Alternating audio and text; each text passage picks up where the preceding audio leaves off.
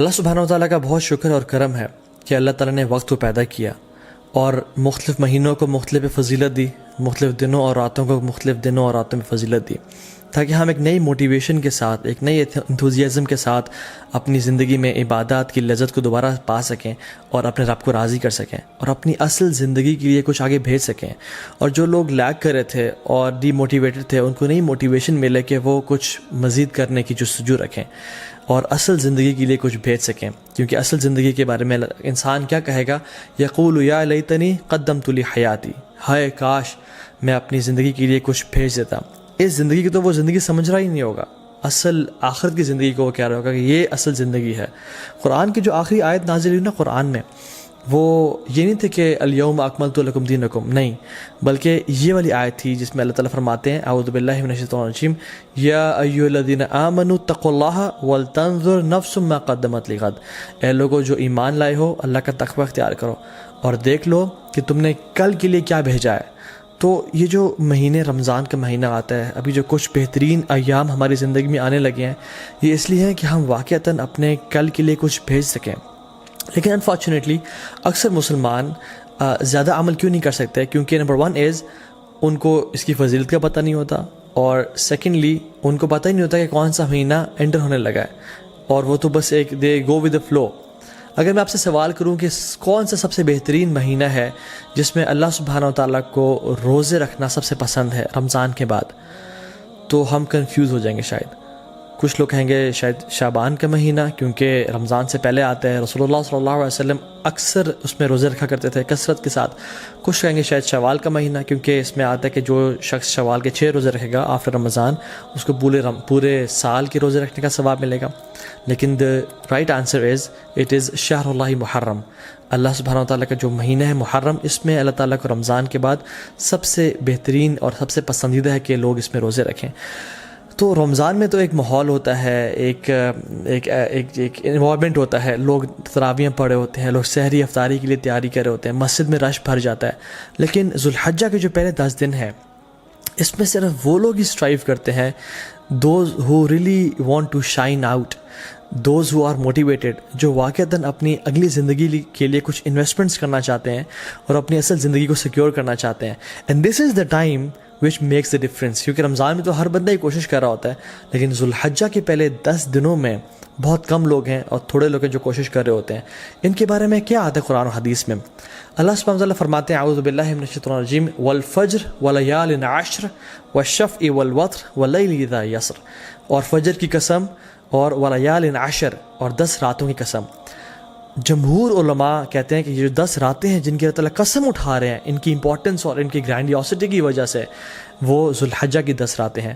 اور یہاں پہ راتوں کا ذکر کیوں ہے؟ کیونکہ اللہ سبحانہ تعالیٰ کبھی اپنے کلام میں راتوں اور دنوں کو انٹرچینج کرتے رہتے ہیں۔ جیسے زکریا علیہ السلام کی ایگزامپل میں دیکھ لیں، ایک جگہ پہ آتا ہے 3 دن کا روزہ رکھو اور دوسری جگہ پہ آتا ہے 3 راتوں کا روزہ رکھو۔ سو یہ ایلیکوینس میں شامل ہوتا ہے۔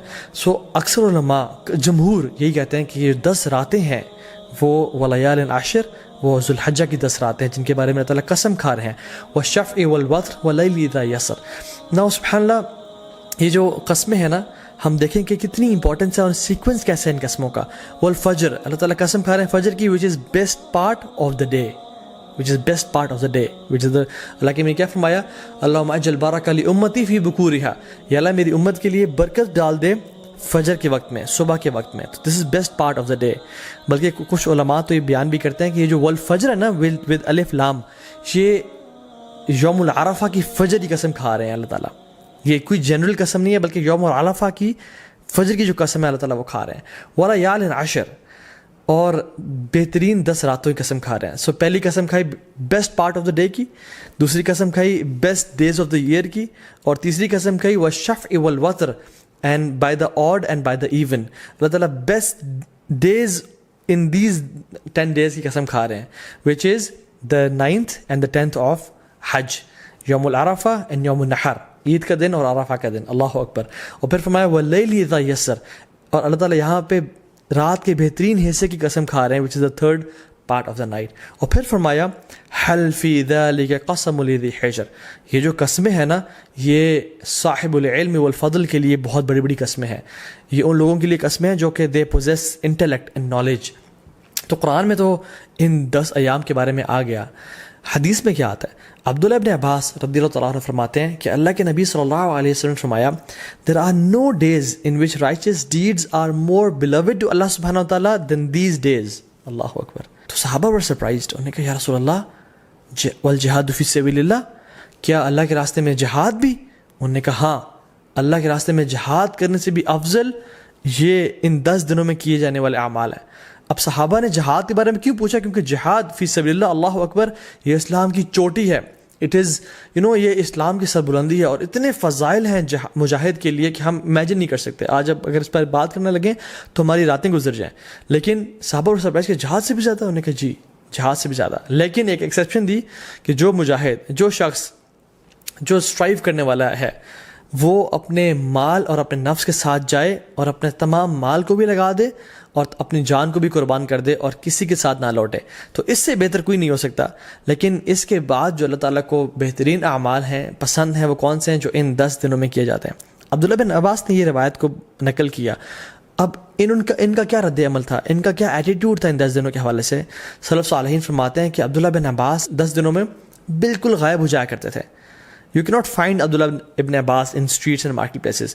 وہ اپنے آپ کو ڈیڈیکیٹ کر لیتے ٹو صلاح، ذکر، عبادات، تحلیل و تکبیر و تحمید اور تمام نیک اعمال کے لیے. ایک اور حدیث میں آتا ہے اللہ کے فرمایا کہ there are no days in which righteous deeds are more beloved to Allah subhanahu wa ta'ala than in these 10 days, so recite a great deal of تحلیل و تکبیر و تحمید. تو کثرت کے ساتھ تم ان دنوں میں کیا کرو؟